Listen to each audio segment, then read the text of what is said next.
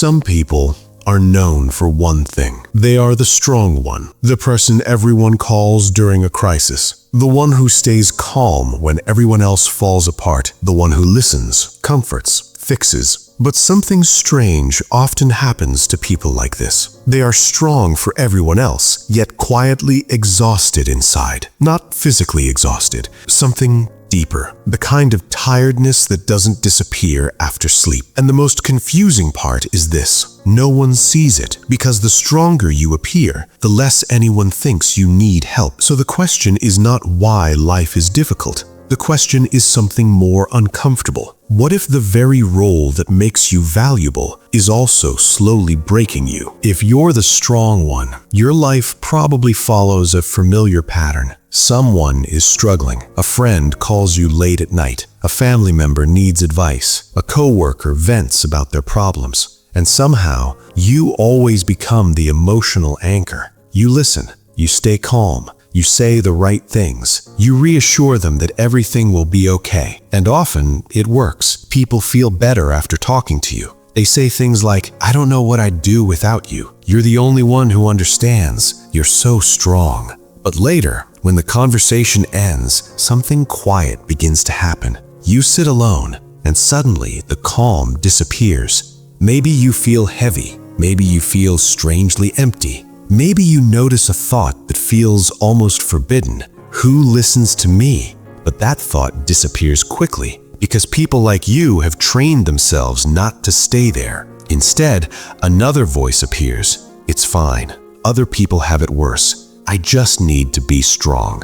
And so the cycle continues. You carry everyone else's emotions while quietly pushing your own aside. At first, this feels meaningful, but over time, something inside begins to wear down. Not dramatically, not all at once, just slowly, almost invisibly. And eventually, you may start noticing something strange. Even when life is calm, you still feel tired. Not because you're weak, but because being strong has quietly become your job. Most people believe personality roles are natural. Some people are leaders. Some people are helpers. Some people are listeners. But psychology shows something deeper. Many of these roles form very early in life, often in environments where emotional stability was uncertain. Maybe there were conflicts at home. Maybe someone in the family struggled emotionally. Maybe you learned that keeping things together helped everyone feel safe.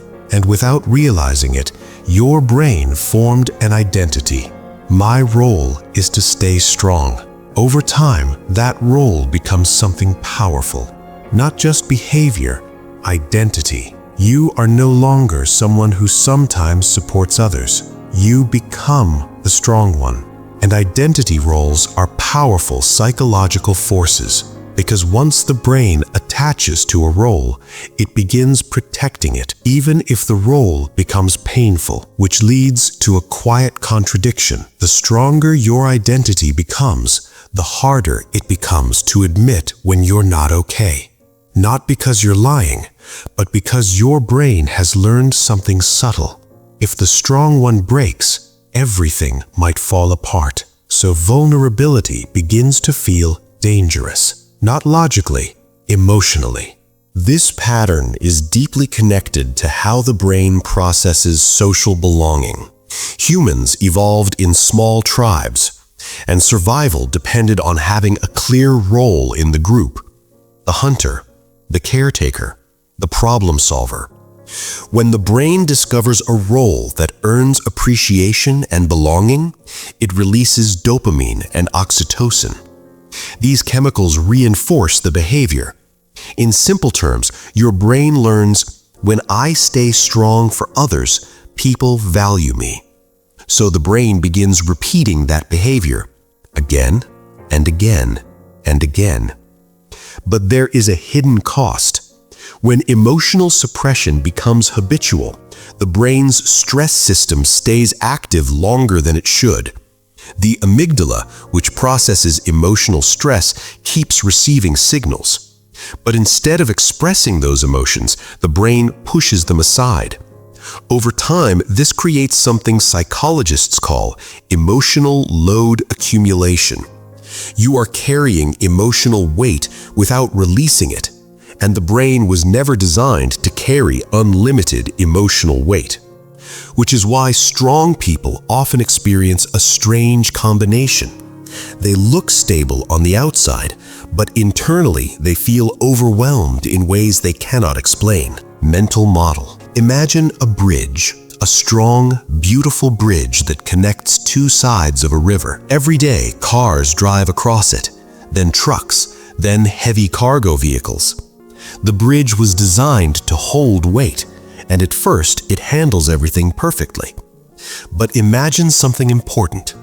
The bridge never gets maintenance, no repairs, no inspections, no time to release pressure. The traffic continues, day after day, year after year. Eventually, the structure begins to weaken. Not suddenly, not dramatically, but internally. Small cracks appear beneath the surface. From the outside, the bridge still looks strong, but the internal structure is under pressure.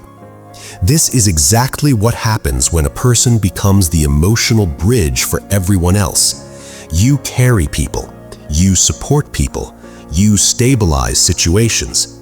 But if no one helps maintain the structure, even the strongest bridge begins to strain. And here's the paradox. The stronger you appear, the less likely people are to check if the bridge is okay. Breaking this cycle does not mean becoming cold or distant. It means changing the way emotional strength works in your life. Here are 4 psychological shifts that help restore balance. 1. Practice selective strength. What to do? Choose moments where you allow yourself not to be the emotional problem solver. Instead of immediately fixing someone's issue, simply listen without taking responsibility for the outcome. Why it works in the brain. This interrupts the automatic identity loop. Your brain begins learning that belonging does not require constant emotional labor. Real-life example. A friend starts venting about a recurring issue. Instead of giving solutions, you say, "That sounds really hard. I hope you figure out what feels right." You support them without carrying the entire emotional burden. 2. Reveal small pieces of vulnerability. What to do? Share small, honest experiences about your own struggles. Not everything, just enough to break the always strong image. Why it works in the brain. This reshapes automatic defense pathways. When your brain knows you're not alone, it recalibrates responses. Real-life example. Instead of being afraid of showing stress, you match tension with honesty.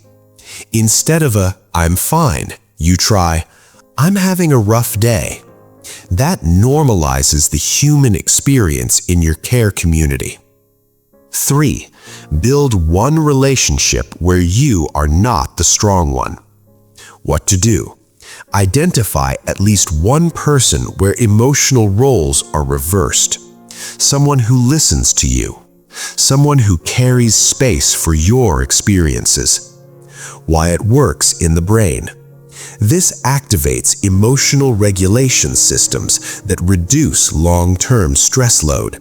Your brain learns it does not have to process everything alone. Real-life example. A trusted friend, partner, or therapist becomes the place where you speak freely without filtering your emotions. 4. Redefine strength. What to do? Replace the definition of strength you have carried for years. Instead of "strength means never breaking," shift to "strength means allowing honesty." Why it works in the brain. Identity shifts reshape neural pathways tied to behavior. Once your brain accepts a new definition of strength, different behaviors feel safe. Real-life example. Instead of hiding exhaustion, you say, "I care about everyone, but I need some quiet time tonight." This is not weakness. This is psychological sustainability. When you look at the entire pattern, something important becomes clear. The strong one was never the problem. Your compassion, your stability, your ability to hold space for others, these are rare qualities. The real issue is something more subtle. Strength became one-directional. Energy flowed outward, but never back in. Like a bridge carrying traffic both ways, except yours only moves in one direction. And no structure can survive that forever. Healthy strength is different. It moves both directions. You support others, but sometimes others support you. You hold space for people, but sometimes people hold space for you. Balance does not weaken strength, it protects it. There is something important many strong people never realize.